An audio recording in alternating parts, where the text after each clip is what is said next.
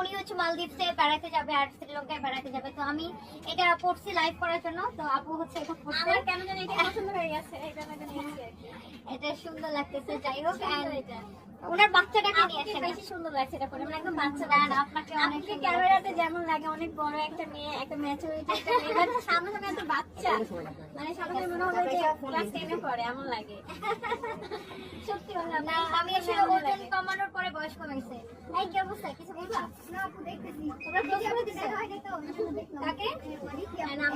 আমি এখন আসছি পুলিশ প্লাজাতে আর কি।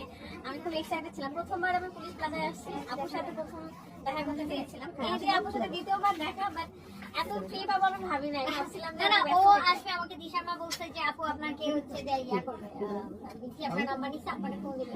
তো আমি তখন হোয়াটসঅ্যাপে চেক করছি, তারপরে দেখলাম যে তুমি অলরেডি আমাকে নক করছো। তো আমি বলছিলাম ও আচ্ছা, আমি আবার হচ্ছে খবর চাই, আমার ফোন কই পড়ে থাকে, আমি কই পড়ে থাকি। যেহেতু পুলিশ প্লাজায় আসবো আর আপুর সাথে দেখা করবো না, এই জন্য না, আমি ওর জন্য পরে আমি তাড়াতাড়ি করে লাইভ শেষ করে দিয়ে তাড়াতাড়ি করে আসছি। এন্ড আমারও খুব ভালো লাগছে। আর আমি আসলে রাজশাহীতে আমাদেরকে ধোকা দিয়ে সে যায় না এবার যে আর স্মৃতিকে, আল্লাহ স্মৃতি তো মনে বলবে আমাকে যে আরে খবিস মহিলা স্মৃতিকে আমি